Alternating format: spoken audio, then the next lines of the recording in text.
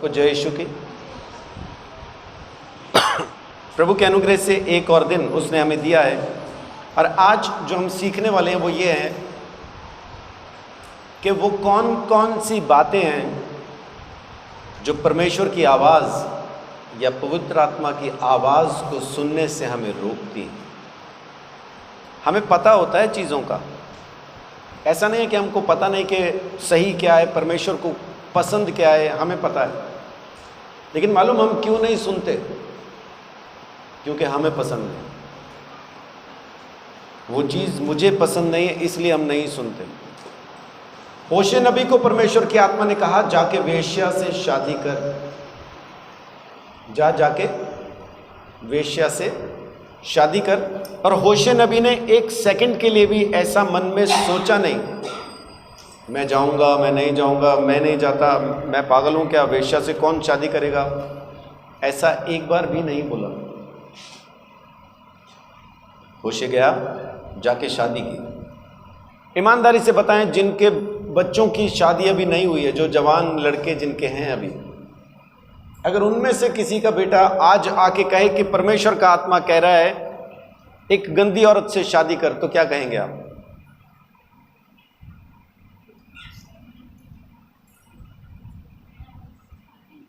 पागल है तू, शैतान कह रहा होगा, परमेश्वर कह ही नहीं सकता।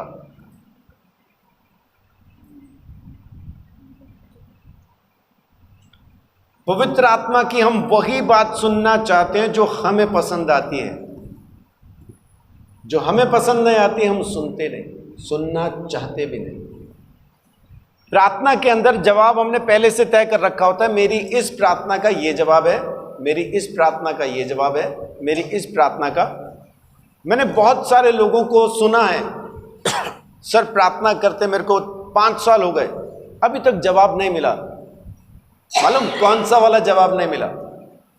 जो 5 साल पहले उस प्रार्थना के नीचे लिख दिया था, इस प्रार्थना का ये जवाब है, उसको वो वाला जवाब नहीं मिल रहा, बस 5 साल हो गए। परमेश्वर ने उसको जवाब दिया होगा, बहुत बार दिया होगा, बहुत बार दिया होगा, वचन से दिया होगा, लोगों के द्वारा दिया होगा, प्रचार में दिया होगा, ख्वाब में दिया होगा, दर्शन में दिया होगा, उसको सोच में वो विचार दिया होगा, लेकिन वो माना नहीं होगा। क्यों? क्योंकि उसने जब प्रार्थना रखी थी ना 5 साल पहले, तो साथ में जवाब रखा था, प्रभु मैं ये प्रार्थना कर रहा हूं, इसका जवाब ये होना चाहिए। उसी जवाब के इंतजार में 5 साल हो गए, जवाब का, उस प्रार्थना का वैसा जवाब नहीं आया। और जब वैसा जवाब नहीं आता तब फिर हम बड़े ढीले से, है ना, वो 6 बज जाते चेहरे पे, लंबा चेहरा लटका हुआ। क्यों? क्योंकि जवाब वैसा नहीं आया।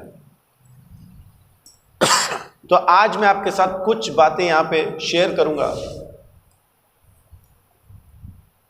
जो हमें पवित्र आत्मा की आवाज सुनने से रोकती है। सबसे बड़ा जो कारण है वो है स्टबर्ननेस, यानी जिद्दी आत्मा, कठोर मन, न सुनने वाली आत्मा। यीशु को देखा भी, परमेश्वर को देखा भी, उसकी आवाज भी सुनी, लेकिन मानने को तैयार नहीं, मानने को तैयार नहीं कि परमेश्वर भी ऐसा कर सकता है, ये मानने को तैयार नहीं। ये जिद्दी आत्मा। इब्रानियों 3:15, आप माइक ले लो, उसमें ना सुनती नहीं आपकी आवाज। जो भी वचन पढ़ने वाला है माइक ले लीजिए, क्योंकि रिकॉर्डिंग के टाइम पे जब वचन आप पढ़ते हैं तो वो कम सुनाई देता है, लोगों को उतना सुनाई नहीं देता। इब्रानियों 3:15, जैसा कहा जाता है, यदि आज तुम उसका शब्द सुनो तो अपने मनों को कठोर ना करो। आमीन। जैसा कि कहा जाता है, यदि आज आप उसका शब्द सुनते हैं ना, आपके मन में छोटी सी भी बात आई, सुन लो उसको, बड़े गौर से सुन लो। अपने मन को कठोर ना करो कि आपको उसकी आवाज सुनाई ही ना दे और वो पत्थर पे टकरा के वापस चली जाए। वैसा नहीं होना चाहिए, वैसा नहीं होना चाहिए।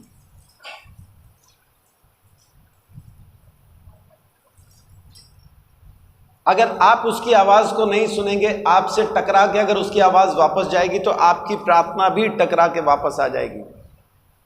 क्योंकि जिद्दी आत्मा की प्रार्थना, कौन सी जिद्दी आत्मा?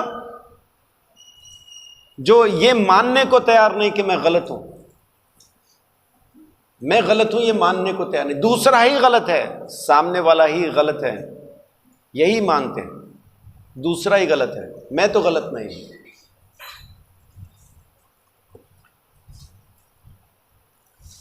इसमें अगर मैं आपको उदाहरण दूं तो सबसे बड़ा उदाहरण आता है फिरौन का। फिरौन राजा,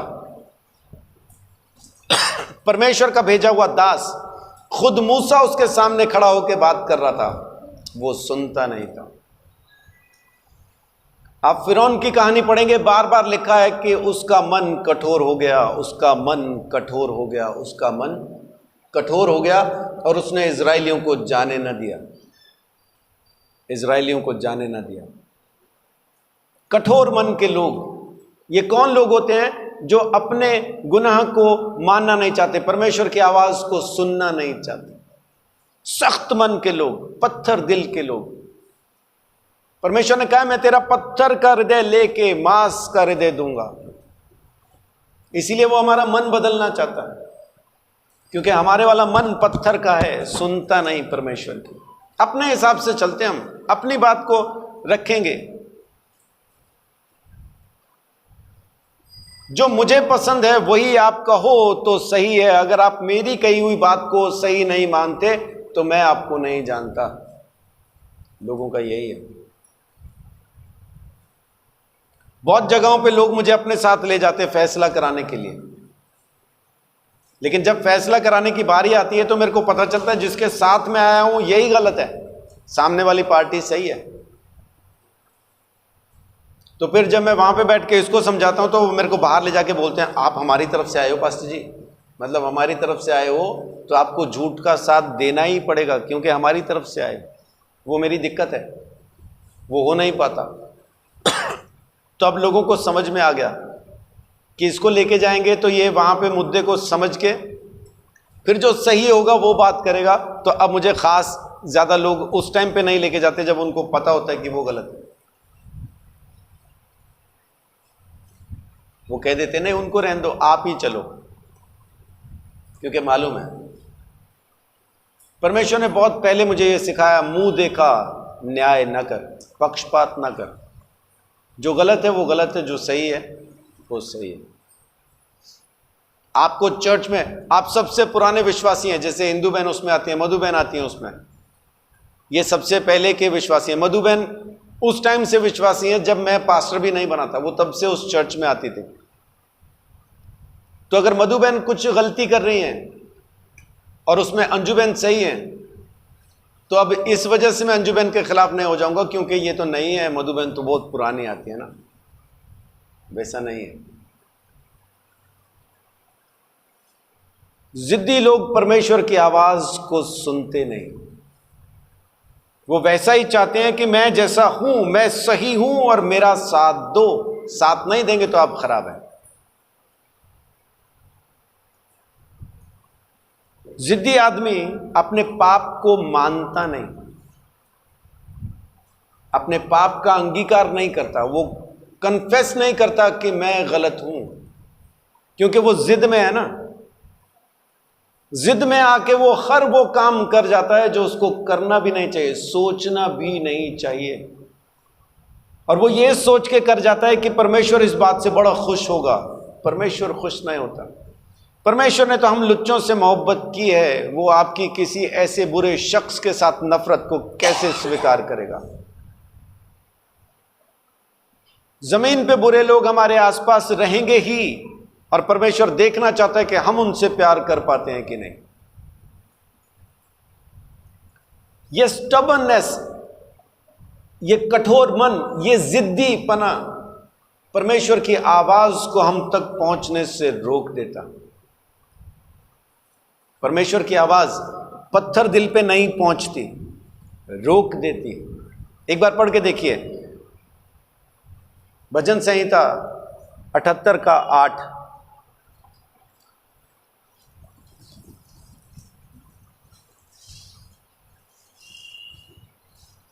और अपने पितरों के समान ना हो, क्योंकि उस पीढ़ी के लोग तो हठीले और झगड़ालू थे, और उन्होंने अपना मन स्थिर ना किया था, और ना उनकी आत्मा परमेश्वर की ओर सच्ची रही। जिद्दी लोग थे तुम्हारे पुरखा, परमेश्वर कहता है। उन्होंने झगड़ा किया था, किसके साथ? आपस में, लोगों के साथ नहीं, परमेश्वर के साथ। वो परमेश्वर से झगड़ा करते थे, परमेश्वर को बुरा भला कहते थे,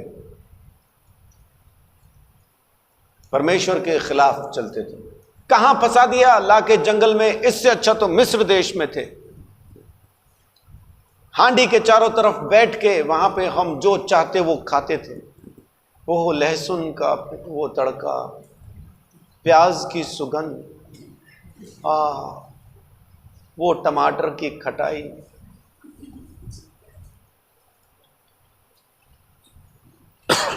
यहां जंगल में क्या खा रहे हैं? रोज सुबह मन्ना बरसा देता है, वही खाओ वही खाओ वही खाओ। ना मोमोज, ना चिकन, ना चाउमीन, रोज वही। परमेश्वर के खिलाफ बोलते, इंसान के नहीं, आपस में झगड़ा नहीं कर रहे, परमेश्वर से झगड़ा कर रहे। तू यहां लाया है, तूने फंसाया है, तू ही है वो। आदम ने जब पाप किया तो क्या बोलता है? आदम को जब परमेश्वर ने पूछा क्या तूने वो फल तो नहीं खा लिया जिसके लिए मैंने तुझे मना किया था, तो आदम का जवाब क्या था? तूने जो औरत दी, इसने दिया तो खाया, तू न देता तो मैं न खाता। तूने दी औरत, ये औरत खराब है लेकिन तूने दी है, तेरी वजह से ये औरत मेरी जिंदगी में आई है, इसी ने वो फल दिया था तब मैंने खाया। जिद्दी कठोर मन के लोग परमेश्वर पे इल्जाम लगाते हैं, अपना पाप स्वीकार नहीं करते। अभी पढ़ा, तुम्हारे पुरखाओं के जैसे न बनो। वो तो झगड़ालू थे, कठोर मन के थे, उनका मन कभी मेरे साथ स्थिर नहीं हुआ, कभी उन्होंने मेरी आवाज नहीं सुनी, कभी मेरी बात को नहीं सुना, कभी मेरे पीछे नहीं चले। जिद्दी थे वो, जिद्दी थे, अपने पापों को अंगीकार नहीं करते थे। यशायाह 46 का 12 पढ़िए। यशायाह 46:12। हे कठोर मन वालों, तुम जो धर्म से दूर हो, कान लगाकर मेरी सुनो। तुम जो धर्म से दूर हो, धर्म क्या है? हिंदू मुस्लिम सिख ईसाई धर्म नहीं है। बाइबल बताती है कि धर्म है परमेश्वर की आवाज को सुनना और उसकी कही बात पे विश्वास करना, ये धर्म है। अब्राहम को कहा गया उत्पत्ति 15:5 में कि आसमान के तारे गिन के देख, अगर कोई इन तारों को गिन पाए तो तेरी औलाद को भी गिन पाएगा। और 15:6 में लिखा है कि उसने इस बात का विश्वास किया और परमेश्वर ने उसके इस विश्वास को उसके लेखे में धर्म गिना। तो धर्म का मतलब है परमेश्वर की बात को सुन के मानना। ये हिंदू मुसलमान सिख ईसाई धर्म नहीं है, ये तो पंगे वाली बात है, ये तो झगड़े की दुकानें हैं। तू हिंदू में मुसलमान, तू सिख में ईसाई, ये तो झगड़ा है और कुछ नहीं। असल धर्म क्या है? परमेश्वर की बात को सुनना, उसको मानना, यही धर्म है। और परमेश्वर क्या कह रहा है? तू धर्म से दूर है, यानी तू मेरी बातों को सुनने से तो बहुत दूर है। मेरी बात पे कान लगा। एक बार पढ़िए तो दोबारा, क्या कहती है आयत 46:12। हे कठोर मन वालों, तुम जो धर्म से दूर हो, कान लगाकर मेरी सुनो। धर्म से दूर हो तो करो क्या? कान लगा के मेरी सुनो, तो तुम धर्म के पास आ जाओगे। यीशु मसीह ने कहा चिंता ना करो क्या खाएंगे, क्या पिएंगे, क्या पहनेंगे। आकाश के पक्षियों को देखो, विश्वास करो वो ना काटते हैं, ना बोते हैं, ना खत्तों में जमा करते हैं, तो क्या भूखे मर रहे हैं? सुबह तड़के उठ के खा पी के मौज करते हैं, सारा दिन ची ची ची ची ची ची, शाम को टाइम होने से पहले सो जाते हैं। कभी चिड़िया को देखा बीपी हाई हो गया, मैं आज नहीं उड़ूंगी, क्यों? मेरा BP high, I will not high, today is my BP high, I will not fly. ऐसा देखा कभी? या कुत्ते ने आके कहा आज मीठा न डालना, क्यों? शुगर हो गई। कहा कभी कुत्ते ने? क्यों? एक ही कारण है, सूरज निकलने से पहले भरपेट खा लेते हैं। क्या? सूरज निकलने से पहले भरपेट खा लेते हैं, सूरज डूबने से पहले आधा पेट खा के सो जाते हैं, इसीलिए तंदुरुस्त है। सूरज निकलने से पहले भरपेट खा लेते हैं, सूरज डूबने से पहले आधा पेट खा के सो जाते हैं। तंदुरुस्ती का ये एक नुस्खा है, आपको बता रहा हूं, आजमा के देखें।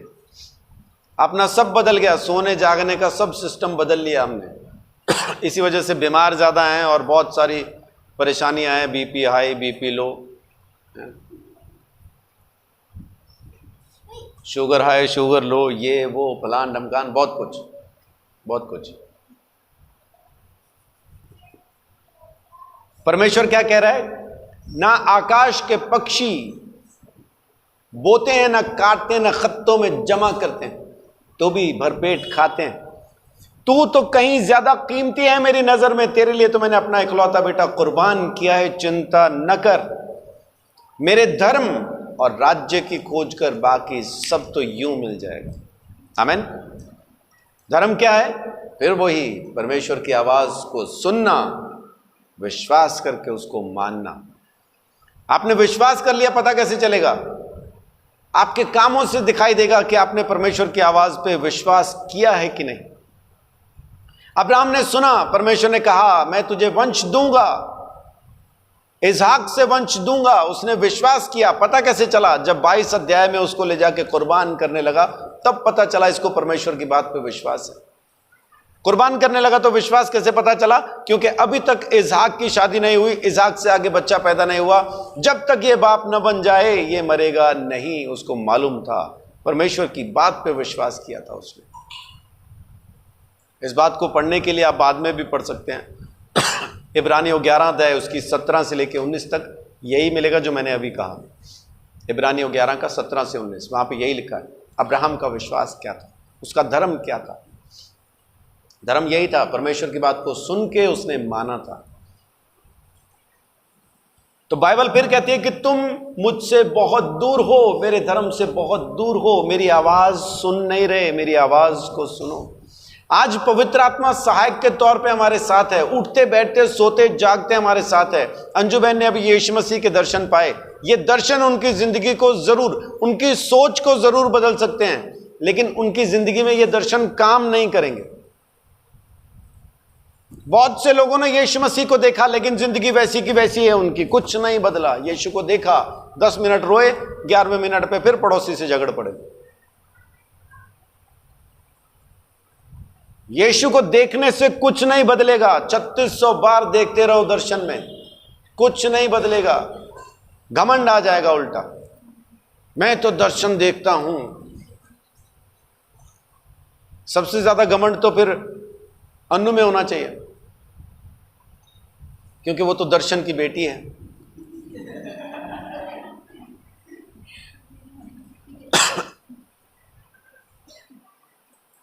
यीशु को देखने से नहीं, उसकी बातों को मानने से जिंदगी बदलेगी।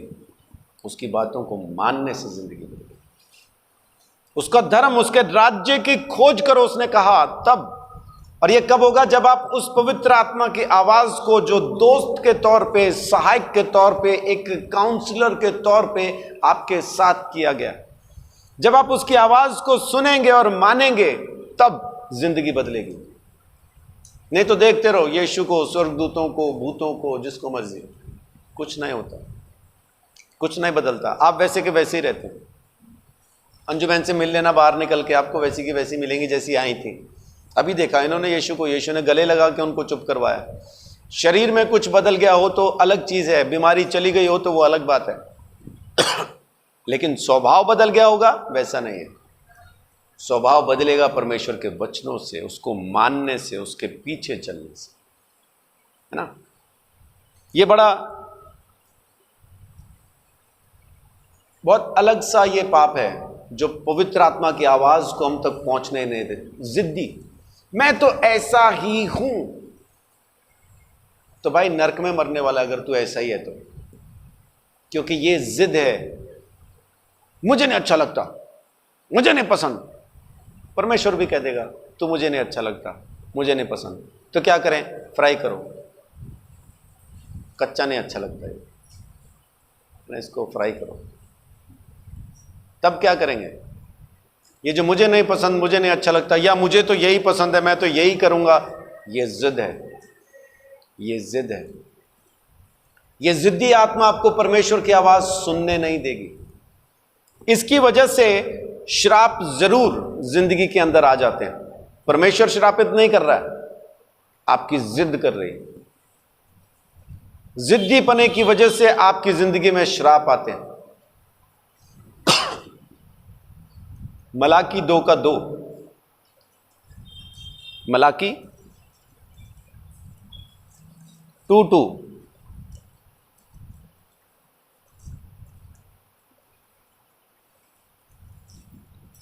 यदि तुम इससे ना सुनो और मन लगाकर मेरे नाम का आदर ना करो, तो सेनाओं का यहोवा यूं कहता है कि मैं तुमको श्राप दूंगा, और जो वस्तुएं मेरी आशीष से तुम्हें मिली हैं उन पर मेरा श्राप पड़ेगा। वरन तुम जो मन नहीं लगाते हो, इस कारण मेरा श्राप उन पर पड़ चुका है। सुनो, परमेश्वर कह रहे हैं सुनो, नहीं तो जो दिया है ना उस पर भी श्राप आ जाएगा। जो दिया है उस पर भी श्राप आ जाएगा। जो घर दिया, जो दुकान दी, जो जगह दी, जो कुछ भी दिया, दुष्ट आत्मा बड़े आराम से एंटर कर पाती है। कारण हम सुन नहीं रहे, हम सुन नहीं रहे। फिर हम बोलते हैं विश्वासी के घर में दुष्ट आत्मा कैसे? क्योंकि जिद्दी है दुष्ट, क्योंकि वो विश्वासी जिद्दी है, इसलिए दुष्ट आत्मा उसको परेशान कर पाती है। नए नियम के अंदर इफिसियों 2:2 में लिखा है कि वो दुष्ट आत्मा जिसके वश में तुम पहले भी थे, वो आज भी आज्ञा न मानने वालों में काम करता है। इफिसियों 2:2।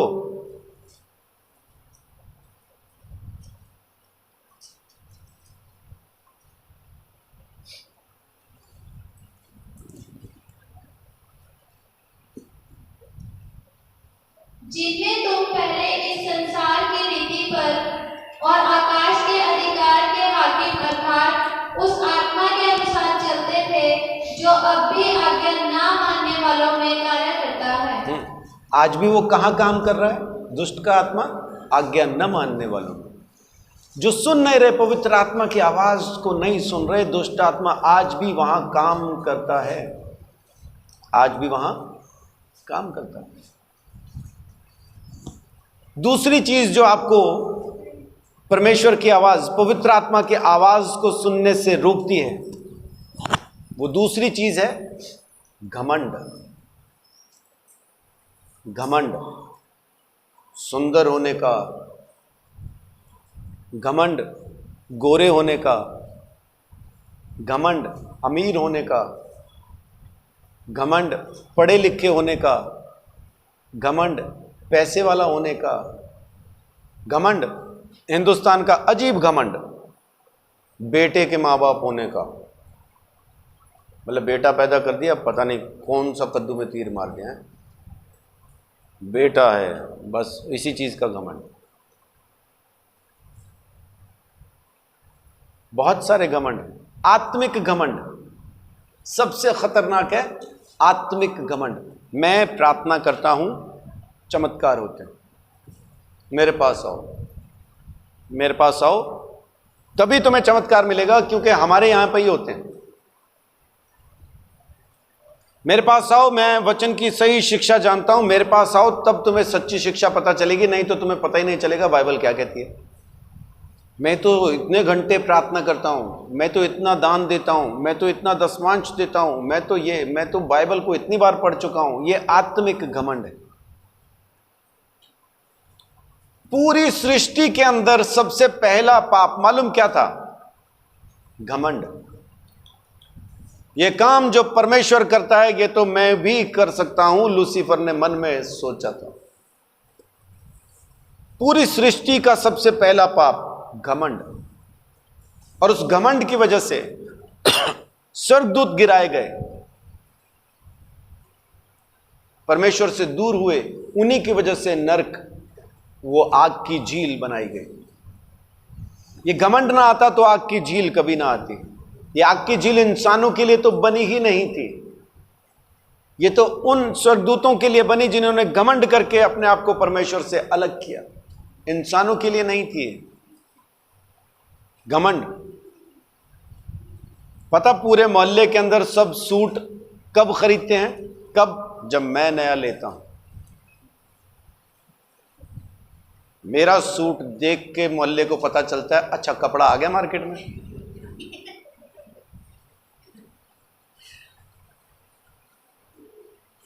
सबसे पहले ये जूते मैंने खरीदे थे, उसके बाद फिर सबने देख के खरीदे, है ना। ये मैं मुझ में मेरा होना घमंड है। मैं हूं जिसमें है वो घमंड में है। मैं हूं तो केवल परमेश्वर कह सकता है कि मैं हूं। हमें तो सिर्फ एक ही चीज कहनी है, तू है, तू है। सूट पहन के अगर घमंड करना तो इस बात का करो कि देखो परमेश्वर ने मुझे कैसा सूट दिया। एक छोटी बच्ची दिलजीत कौर के मालूम ने ऐसा गजलें गाया करती थी, पुराने जमाने की वो थी। रफ़ी साहब के टाइम पे वो बच्ची थी। तो एक बार वो रफ़ी साहब से मिली तो अपने पापा को पूछा, पापा ये वही मोहम्मद रफ़ी हैं जिनके गाने हम सुनते हैं? तो बोले बेटा हाँ वही मोहम्मद रफ़ी। उस मुलाकात की एक बात दिलजीत कौर शेयर करती हैं। वो क्या कहती हैं कि रफ़ी साहब ने अचानक से एक बात कही जो मुझे बहुत छू गई। रफ़ी साहब क्या बोलते हैं? सुनो मेरी आवाज़, सुनो मेरी आवाज़ कैसी है, कितनी अच्छी, कितनी मीठी है। मेरी आवाज़ सुनो। मेरे खुदा ने मुझे कैसी आवाज़ दी। ये आवाज़ मुझे न दी होती तो मुझे कोई न पूछता। वो आवाज़ का घमंड नहीं था, घमंड इस बात का था कि खुदा ने मुझे ये आवाज़ दी है। मेरा खुदा कैसा महान है कि उसने मुझे ये आवाज़ दी। ये आवाज़ मुझे ना दी होती तो मुझे कोई न पूछता। ये रफ़ी साहब का कहना है। हिंदुस्तान के सबसे, मैं तो उनको सबसे अच्छा मानता हूँ। खैर गाने के लिए तो बहुत लोग गाते हैं, लेकिन वो जो एक मिठास, वो जो एक आवाज़ है ना, जो मतलब सुकून देती है। मेरी नानी पढ़ी लिखी नहीं थी, लेकिन जब ट्रांजिस्टर चला करता था, संगीतकारों से मैं पहले से माफ़ी मांग लेता हूँ जो मैं कहने वाला हूँ। ये मेरे शब्द नहीं, मेरी नानी के हैं, है ना। तो संगीतकारों से माफ़ी चाहता हूँ। लता मंगेशकर का गीत आता था तो मेरी नानी कहती थी वो बांध कर कन्ना नु चुभ दिए दी आवाज़। लता की आवाज़ उनके कानों को चुभती थी। और रफ़ी का जब गीत आता था तो मेरे को कहते थे काके उच्चा करता है रेडियो। मैं कहा क्यों? देख के ना सोना गाँदा है ना। तो उनको नहीं पता था कौन लता कौन रफ़ी, उनको कुछ नहीं, बस वो खाली आवाज़ सुन के पसंद या नापसंद करती थी। लता की आवाज़ मेरी नानी को पसंद नहीं थी, रफ़ी साहब को पसंद करती थी। लेकिन रफ़ी साहब ने क्या बोला? ये आवाज़ मुझे परमेश्वर ने दी है, उस खुदा ने दी है। बहुत सारे लोगों को तो इस बात का भी घमंड हो जाता है कि मेरी आवाज़ बड़ी अच्छी है ना। रफ़ी साहब ने कहा मेरी आवाज़ सुनो क्योंकि खुदा ने ऐसी दी है। बहुत सारे कहते हैं सुन मेरी आवाज़ अच्छी है। घमंड किसी भी तरह से कहीं से भी आ सकता है। कभी भी आ सकता है।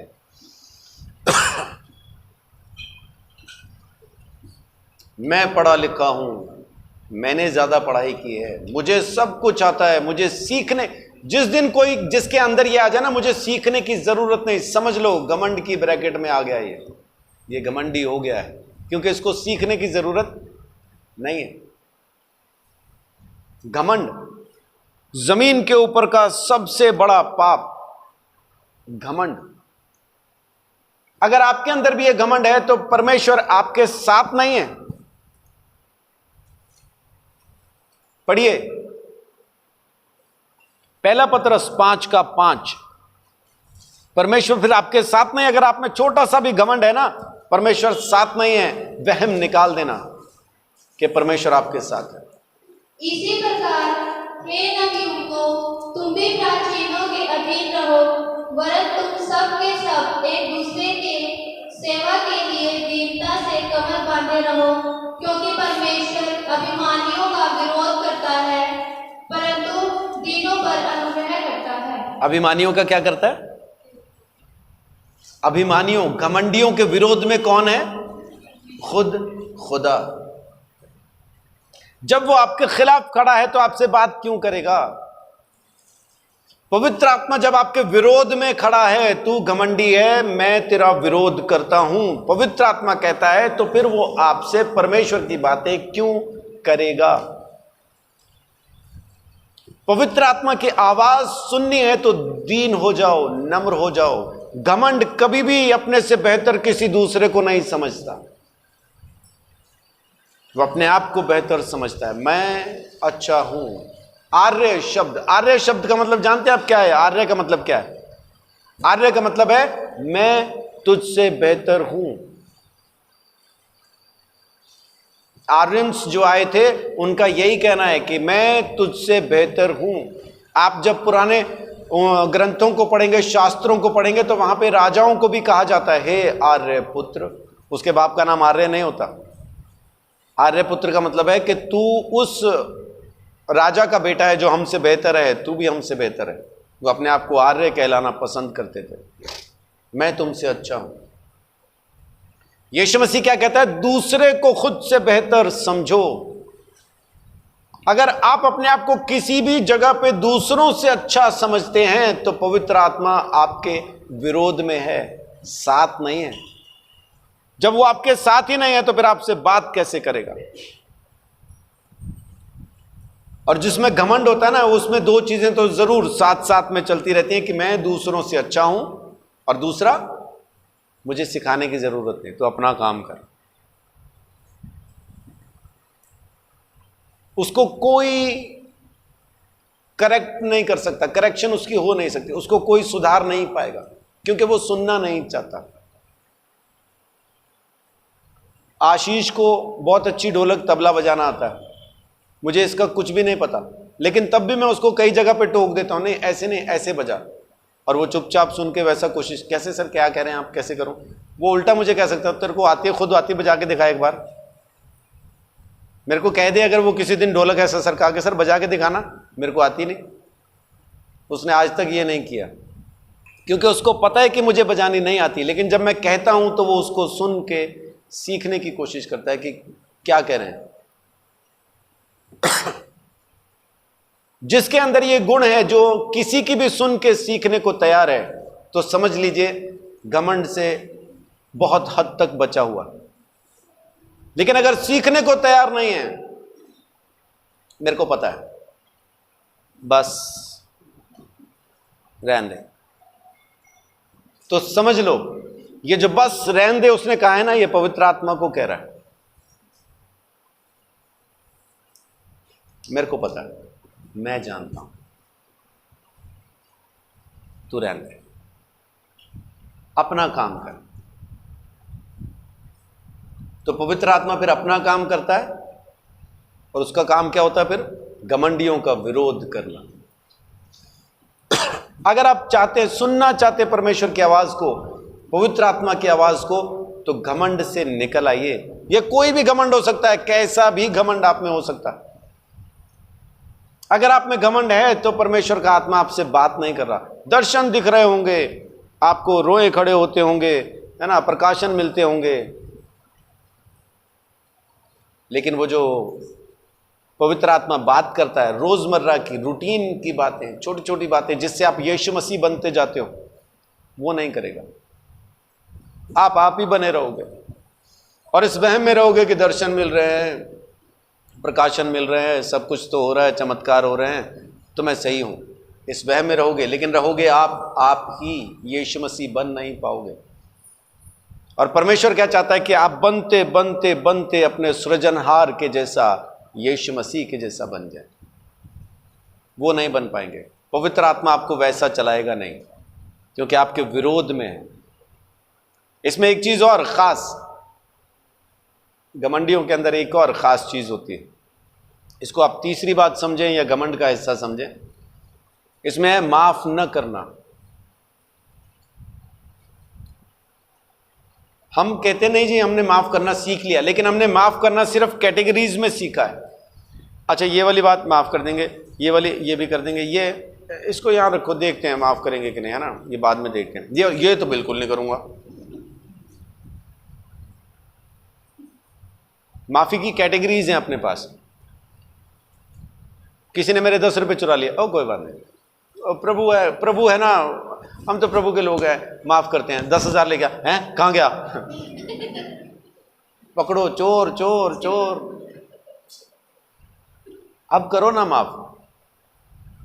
10 रुपए माफ कर सकते हैं, 10,000 कौन करेगा सर? उल्टा वापस हमें समझाएंगे, अपनी जरूरतें बताएंगे, बहुत कुछ बताएंगे, 10,000 माफ न करने की। तो माफी के ना अपनी कैटेगरीज हैं, लेकिन जब तक किसी के पाप माफ नहीं होंगे परमेश्वर उसके साथ बात नहीं करेगा। साफ है। मत्ती 6:14-15 में लिखा है, यदि तुम मनुष्य के पाप माफ ना करोगे तो स्वर्गीय पिता भी तुम्हारे पाप माफ नहीं करेगा। क्या लिखा है वहां? इसलिए यदि तुम मनुष्य के अपराध क्षमा करोगे तो तुम्हारा स्वर्गीय पिता भी तुम्हें क्षमा करेगा, और यदि तुम मनुष्य के अपराध क्षमा ना करोगे तो तुम्हारा पिता भी तुम्हारे अपराध क्षमा ना करेगा। नहीं करेगा। और अगर वो आपके पाप माफ नहीं कर रहे तो आपसे बात क्यों करेगा? दूसरों को माफ न कर पाना भी पवित्र आत्मा को रोक देता है आपसे बात करने के लिए। हम तो डंडा लेके खदेड़ने को तैयार हो जाते हैं ना, गाय भैंस की तरह, हट हट हट हट हट, निकल निकल निकल निकल, चल भाग यहां से। और फिर उसके बाद हम धन्यवाद देते हैं, धन्यवाद प्रभु तूने बढ़िया वाली लाठी दी जिससे हम पापियों को खदेड़ सकते हैं।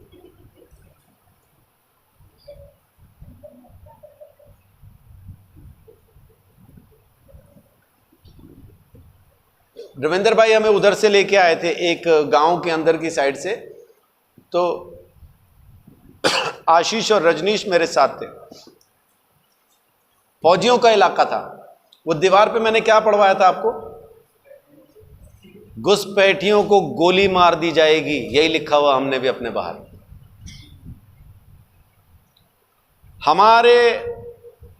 हमारी टेरिटरी में, हमारे राज्य में, हमारी लिमिट के अंदर अगर कोई घुसपैठ करेगा, दखल अंदाजी देगा तो गोली मार दी जाएगी।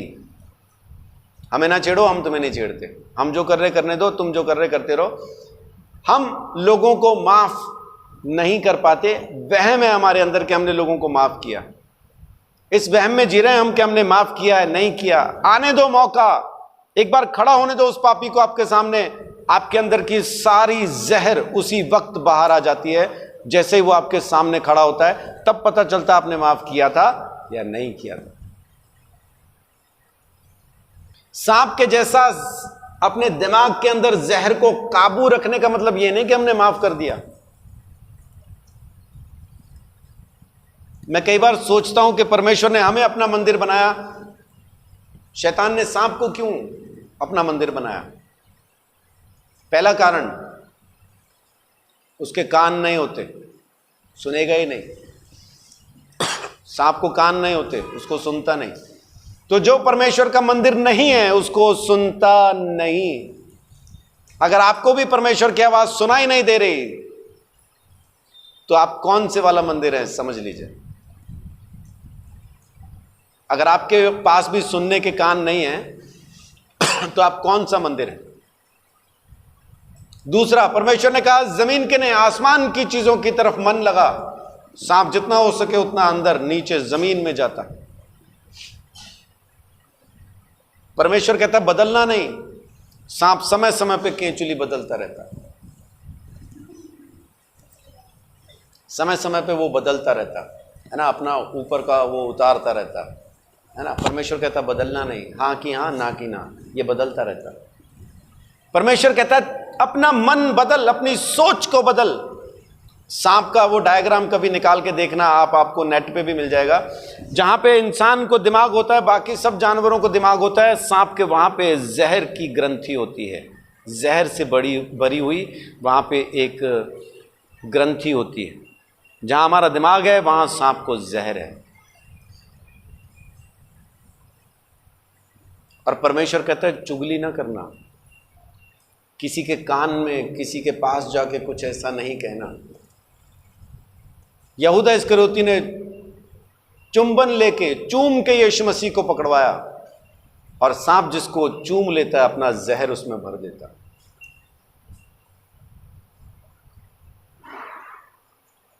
ये जहरीले दिमाग वाले लोग जिसके पास भी जाके चूमते हैं ना, अपना जहर उसमें डाल के आते हैं। इसीलिए तो लिखने वाले ने लिखा होगा जहर है कि प्यार है तेरा चुम्मा।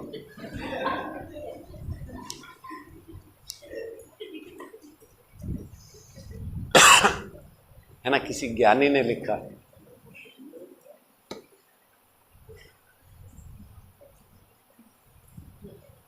घमंड से भरा हुआ दिमाग जहर से भरा है। इसके कान नहीं है, ये अपना घमंड उगलता फिरता है, जहर थूकता फिरता है, लोगों को जहरीला बनाता फिरता है। ये ना खुद सुधरेगा ना दूसरे को सुधरने देगा। इसके अंदर जाती नहीं परमेश्वर की आवाज, खाली हाँ हाँ बोलते। मेलों में जैसे नंदी बैल लेके खड़े होते ना लोग, 1-1 रुपए में हाँ ना करवा रहे होते, वैसे ही है।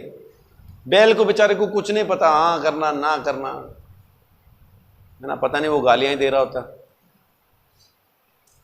उसके सामने वो कुछ रुपया या कुछ उसके सामने करो तो ऐसा ऐसा करता, पता नहीं अंदर क्या करो, निकल यहां से, वो ही चल रहा उसके अंदर, मारूंगा। हम सोचे हो मिल गया, कुछ तो मिला। तो खाली हाँ हाँ बोलने से कुछ नहीं होगा, ये कान खुले होंगे। अगर अंदर इस दिमाग के अंदर जब तक परमेश्वर की आवाज न जाएगी जहर खत्म नहीं होगा, ये बदलेगा नहीं, ये वही जहरीली ग्रंथि रहेगी। आप परमेश्वर का मंदिर बनने की जगह पे वही पुराना वाला उसी इब्लीस का मंदिर बने रहेंगे, क्योंकि ना कान है ना जहर बदला है, आप वैसे के वैसे बिना कान के जहर से भरे हुए। कान लेके आएंगे तो जहर खत्म हो जाएगा, मन बदल जाएगा, सोच बदल जाएगी। तो आपको कान चाहिए सबसे पहले, फिर आपकी सोच बदलती है। ये घमंड आपको दूसरों से बेहतर मैं हूं और मुझे ना सिखाओ मुझे ना समझाओ। जमीन पे सबसे बड़ा पाप, पूरी सृष्टि में सबसे बड़ा पाप घमंड, जो सबसे पहले हुआ।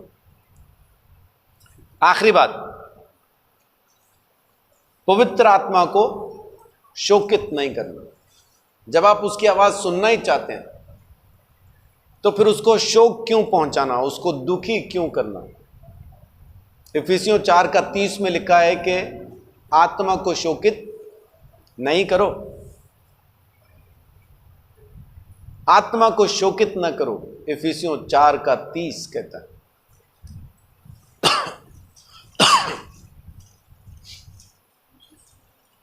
29 और 30 पढ़ दीजिए। कोई गंदी बात तुम्हारे मुंह से ना निकले, पर आवश्यकता के अनुसार वही निकले जो उन्नति के लिए उत्तम हो, ताकि उससे सुनने वालों पर अनुग्रह हो। परमेश्वर के पवित्र आत्मा को शोकित मत करो, जिससे तुम पर छुटकारे के छुटकारे के दिन के लिए पवित्र आत्मा से हमारे ऊपर छाप है और उसी को दुखी करके हम आराम से जीना चाहते हैं, परमेश्वर के घर में प्रवेश करना चाहते हैं। आत्मा दुखी कैसे होता है? हमारी बातों से। किसी के भी खिलाफ जब हम बोलना शुरू करते हैं, कोई भी आड़ी टेढ़ी बात, कोई भी गंदी बात, वचन में लिखा है कोई गंदी बात तुम्हारे मुंह से ना निकले जिसकी वजह से पवित्र आत्मा शोकित होता है। मत्ती 7 अध्याय उसकी 15 से लेकर 20 तक जब आप पढ़ेंगे तो वहां पे झूठे भविष्यद्वक्ताओं का जिक्र आता है, क्योंकि वो शिक्षा गलत देते हैं, झूठ बोलते हैं, झूठी शिक्षा देते हैं, झूठी बातें बोलते हैं, झूठी कहानियां बताते हैं, झूठी चीजें कहते हैं। और यीशु मसीह कहता है कि फल पहचान है हर एक पेड़ की। हर एक पेड़ अपने फल से पहचाना जाएगा। अच्छा पेड़ बुरे फल नहीं ला सकता, बुरा पेड़ अच्छे फल नहीं ला सकता। यहां पे फिर उसके बाद यीशु कहता है, हे प्रभु कहने वाले सारे के सारे स्वर्ग राज्य में प्रवेश नहीं करेंगे, केवल वो जो मेरे बाप की इच्छा पर चलते हैं। और बाप की इच्छा क्या है? यीशु मसीह को जानो, उसकी मानो। हमारी बातें पवित्र आत्मा को दुखी करती हैं। इससे अच्छा तो खामोश हो जाओ, जबान काट के आग में फेंक दो, ताकि पवित्र आत्मा खुश हो जाए। क्योंकि हम जो बोल रहे हैं इससे पवित्र आत्मा दुखी होता है। हमारी हर एक बात पवित्र आत्मा को हमारे पास आने से रोक देती है। अगर मैंने उसको दुखी किया है तो वो मुझसे बात क्यों करेगा? अपनी बातों को बदलिए, अनुग्रह की बातें बोलना शुरू कीजिए। एक बार फिर मैं आपको याद करा देता हूं कि जिद्दी आत्मा, मैं जैसा हूं, मैं ठीक हूं, तुम अपना देखो, मेरे को कुछ वो नहीं चाहिए, तुम जाओ, मुझे तो यही करना है, मैं तो ऐसा ही हूं, मैं तो ये ऐसा ही रहूंगा, मुझे बदलने की कोशिश ना करो। जिद्दी आत्मा अपने पाप को स्वीकार नहीं करती। जिद की आत्मा, घमंड की आत्मा, माफ न करने की आत्मा और हमारी जबान, ये 4 चीजें पवित्र आत्मा को हमसे बात करने से रोक देती है। अगर आपको पवित्र आत्मा से, कितने लोगों को पवित्र आत्मा से बात करनी है? तो जिद को निकाल दीजिए, घमंड को निकाल दीजिए, दूसरों को अपने से बेहतर समझना शुरू कीजिए, प्रेम करना शुरू कीजिए, लोगों को सच में माफ करो, दिखावा नहीं करो, नाटक नहीं चलेगा, सच में माफ कर दो। और अपनी जबान को, बहनों का बड़ा अच्छा सिस्टम है। बहनें जब आपस में बात करती है ना, बहुत बढ़िया तरीका है उनका। खुदा माफ करे, आज तक वैसे मैंने किसी के बारे में कुछ बुरा तो कहा नहीं, लेकिन वो है ना, वो बस यहां से मामला शुरू होता है।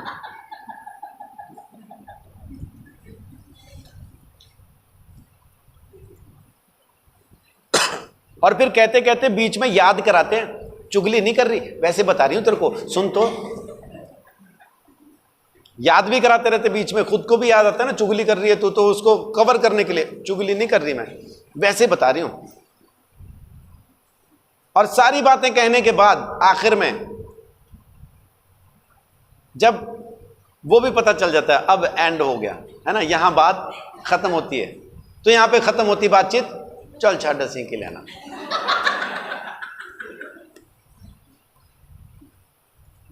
ये डाउनलोड का 100% होता है। ये पूरी फाइल डाउनलोड हो गई, आखिर का वो जो फुल स्टॉप है वो है चल छट अस्सी की लेना। इसका मतलब पूरी जानकारी आ गई है। उतनी तेज खबर, अगर यही खबर आपने तेजी से चलानी हो, हर चैनल पे यही खबर आए अगर आप चाहते हैं, तो जाते जाते सिर्फ निकलते हुए ना, दरवाजे से निकलते हुए सिर्फ इतना कह जाना, दसी ना किसी नो, बस। आप घर नहीं पहुंचोगे और बात घर घर पहुंच जाएगी। 4 बातें, जिद का आत्मा, घमंड का आत्मा, माफ न करने का आत्मा और आपकी जबान। ये 4 चीजें आपको पवित्र आत्मा की आवाज सुनने से रोक देती। इन 4 जगहों पे काम कीजिए। आप हो सकता है इनमें से किसी एक जगह पे हो सकता है 2 जगह पे हो, हो सकता है चारों में हो, दिक्कत नहीं, दिक्कत नहीं। हर चीज के लिए परमेश्वर ने इंतजाम किया। उसने हमको दीन होना सिखाया, नम्र होना सिखाया। अगर आप में घमंड की आत्मा भरी है तो उपवास रखिए, उपवास रखिए। परमेश्वर आपको दीन करेगा, परमेश्वर आपको नम्र करेगा। उपवास इसलिए नहीं रखना कि आपको कुछ चाहिए, कुछ चाहिए के लिए उपवास रखने की जरूरत नहीं, वो तो वैसे भी देता है वो। बहुत से लोग उपवास पता क्यों रखते हैं? क्योंकि उनको ना किसी प्रार्थना का जवाब नहीं मिल रहा होता, उसका जवाब पाने के लिए उपवास रखते हैं। उसकी जरूरत नहीं,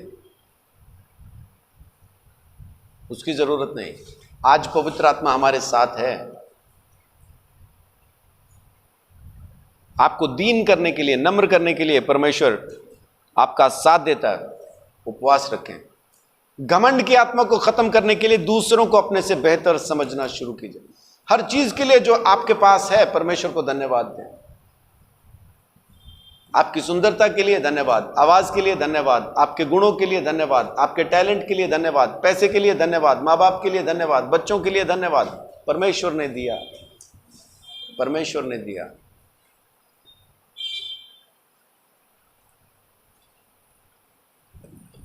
और पैसा ना, पैसा अगर आपके पास है तो उसका इस्तेमाल आपको खुशी बहुत देता है, लेकिन तब जब आप उसको दूसरों के लिए इस्तेमाल करते हैं। खुद के लिए खा के इस्तेमाल करते हैं ना तो उतनी खुशी नहीं आती। जब दूसरों के लिए इस्तेमाल करते हैं ना तब अंदर एक अलग तसल्ली, अलग शांति, एक अलग खुशी आती। करके देखिए, पता चलेगा। मजबूरी में नहीं, अपनी इच्छा से पैसा दूसरों के लिए इस्तेमाल करके देखिए, बड़ी तसल्ली आती है। घमंड खत्म करने के लिए आपको दीन होना, नम्र होना जरूरी है। माफ करने के लिए भी अपने पापों को याद कीजिए। दूसरों को माफ नहीं कर पा रहे ना, आराम से बैठ के अपने बारे में सोचो, आपने क्या क्या किया है आज तक, और परमेश्वर ने आपको माफ किया, परमेश्वर ने आपकी जिंदगी में काम किया, उसको आप देखिए। परमेश्वर आपकी जिंदगी में काम करेगा। उस घमंड को आप, इस माफ ना करने की आत्मा को तभी खत्म कर पाएंगे जब आप अपने गुनाहों को समझना शुरू करेंगे। एक अंधा दूसरे अंधे का मजाक नहीं उड़ाता। उड़ाता है क्या? नहीं उड़ाता। एक अंधा दूसरे अंधे का मजाक नहीं उड़ाता। एक कोड़ी दूसरे कोड़ी से नफरत नहीं करता। करता है क्या? वो तू तो कोड़ी है, दूर होके बैठ, खुद की उंगलियां जड़ी हुई। वो ठीक हो चुका है, इसके अभी भी जख्म बाकी हैं, उसमें से पस निकल रही है। दूसरे, तू कोड़ी है, दूर हो जा, दूर हो जा, कोड़ी दूर हो। ऐसा कहेगा कोई? क्यों नहीं कहेगा? क्योंकि वो भी कोड़ी, ये भी कोड़ी। हम कब माफ नहीं कर पाते? जब दूसरे को तो हम पापी कहते हैं और अपने पापों को भुला बैठते हैं।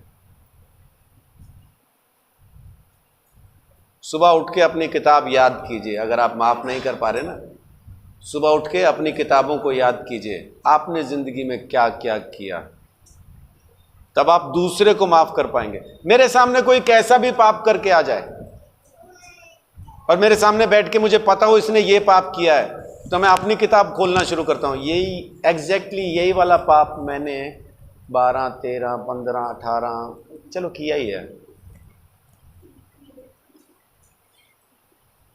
इसलिए मैं माफ करने में मेरे को कोई दिक्कत नहीं होती, क्योंकि मुझे मालूम है मेरे बाप ने मेरे पाप माफ किए, आपके भी उसी ने माफ किए हैं। मैं कौन हूं बीच में जो आपके पाप माफ न करूं? अगर मैं आपके पाप माफ नहीं करूंगा, आप तो बच जाओगे, आप तो जाओगे स्वर्ग में। नरक में मैं इसीलिए जाऊंगा क्योंकि मैंने आपको माफ नहीं किया।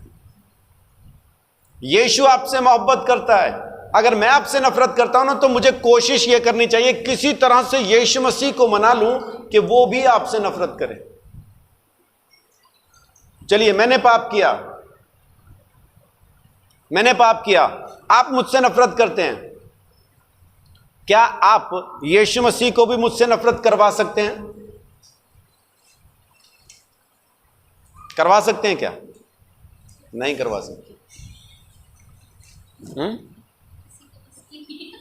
किसी के बस का नहीं। कारण क्या? क्योंकि मोहब्बत उसने की है, हमने नहीं की। चुना उसने है, मैंने नहीं चुना।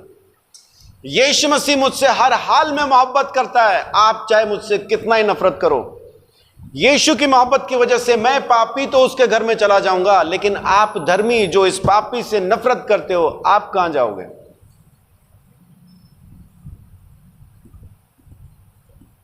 इसलिए जब किसी को माफ न कर पाओ ना, तो आराम से बैठ के अपना आईना देखना, खुद को देखना आईने में। आईना अगर आपको गालियां न दे तो फिर मुझे कहना।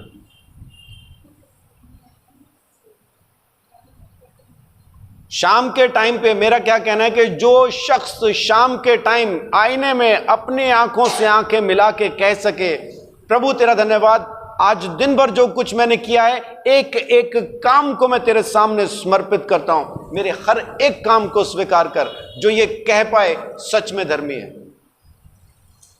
आप हर शाम अपनी आंखों से आंखें मिला के ये कह देना परमेश्वर से, आज जो कुछ भी किया, जो कुछ भी किया, सब तेरे हाथ में सौंपता हूं, समर्पित करता हूं, क्योंकि एक एक काम तेरे सामने रखने के लायक है। जिस रोज ऐसा करना शुरू करो, समझ लीजिए आपका मन बदल गया। दूसरों को जांचना आसान है, अपने आप को जांचिए। अगर दूसरे को माफ करना है तो खुद को जांचिए। अपने आप को जांचेंगे तो दूसरों को माफ कर पाएंगे। अगर अपने आप को नहीं जांचेंगे, सामने वाले को ही जांचते रहेंगे, तो फिर आप धर्मी है, वो पापी है, और पापी तो स्वर्ग में जाएगा, धर्मियों का वहां कोई ठिकाना नहीं। धर्मियों को बचाने यीशु नहीं आया, पापियों को बचाने आया।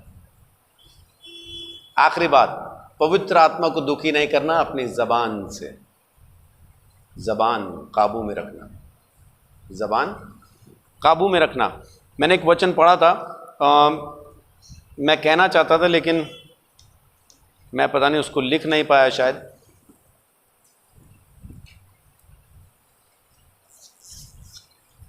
मेरा ख्याल नीति वचन 3:34 था वो, है ना? वहां पे कुछ ऐसा ही लगाम का जिक्र है। नहीं, वहां नहीं है, वो नहीं है, वो नहीं है। ये 4 बातें मैं आज आपको बताना चाहता हूं, आपको सिखाना चाहता था, मैंने आपको बताई हैं। अब जितने लोग भी परमेश्वर की आवाज को सुनना चाहते हैं, उसकी बात को समझना, मानना चाहते हैं, तो ये 4 चीजें कीजिए। जिद करना छोड़ दीजिए। सब में, बहुत से लोगों के अंदर जिद भरी पड़ी है, कूट कूट के भरी हुई है जिद। छोटी छोटी चीजों को लेकर जिद करते हैं। ये जिद जिसमें भी है, आप पवित्र आत्मा की आवाज से बहुत दूर हैं, बहुत दूर। घमंड, माफ न करना और आपकी जबान, इन 4 चीजों को बदलिए। प्रभु आपकी जिंदगी में काम करे। आमीन। प्रभु आपको आशीष